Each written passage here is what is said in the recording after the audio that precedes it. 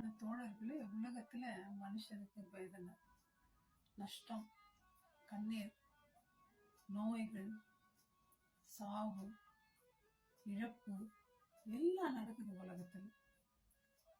இதெல்லாம் ஏன் வந்துச்சு தெரியுமா? ஒரு மனுஷனுடைய கீழ்ப்படியாமைனால உழைத்து வந்துச்சு, பாவத்தினால்.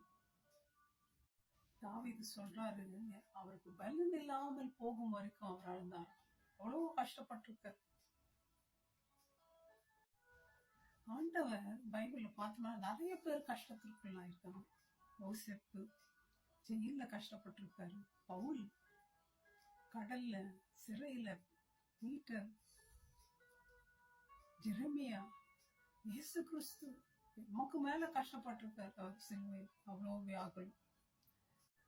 எந்த காரியமுமே ஆண்டவருடைய பர்மிஷன் இல்லாம நடக்கிறது. இப்ப ஏன் ஆண்டவர் இதெல்லாம் அனுமதிக்கிறார்? அதெல்லாம் ஏன் அனுமதிச்சிருக்கலாம், இல்லாம இருக்கலாமே. ஆண்டவர் நம்ம அவர் மேல நம்பிக்கை வைக்கும்படி, அவரை நம்பும்படி செய்யறார். யோபுக்கு பார்த்தோம்னா அவர் குடும்பமே மனைவி தவிர மற்றவங்க எல்லாம் மறிச்சு போறாங்க. அவருடைய நிலைமை இருந்த நிலைமையோட ரொம்ப மோசமாயிடுது. என்னன்னா போட்டோம், எனக்கு கொண்டு போட்டா கூட சரி. ஆனா அவர் யாருல நினைத்திருந்தார்? இயேசு கிறிஸ்துவ நினைத்திருக்கிறார். நம்ம எப்படி இருக்கிறோங்க? ஒரு கஷ்டம், ஒரு நோய் வந்தா இயேசுவை தூஷித்துட்டு விட்டுட்டு ஓடிடுறோம். இயேசு எனக்கு வேணாம், இயேசு எனக்கு கஷ்டம் கொடுக்குறாரு. இயேசு கிறிஸ்து ஒரு கதையை சொல்றார். ஒரு பட்டணத்துல ஒரு நியாயாதிபதி இருக்கான்.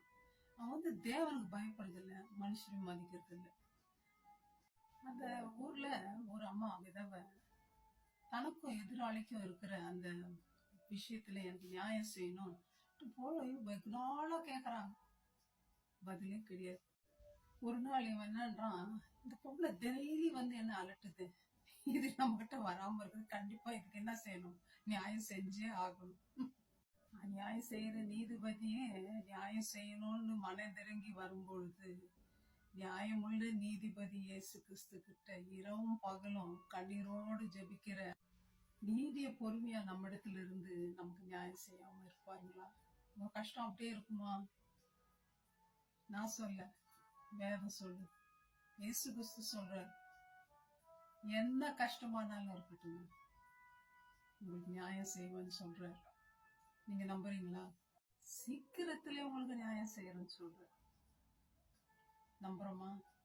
நம்புங்க, இன்னைக்கு நம்புங்க, அவரை நோக்கி பாருங்க, சொல்லுங்க, நியாயாதிபதியே எனக்கு நியாயம் செய்யும்பா, என்னோட காரியத்துல எனக்கு உதவி செய்யுங்க, விடுவீங்க, கேட்போம், வெற்றி பெறுவோம்.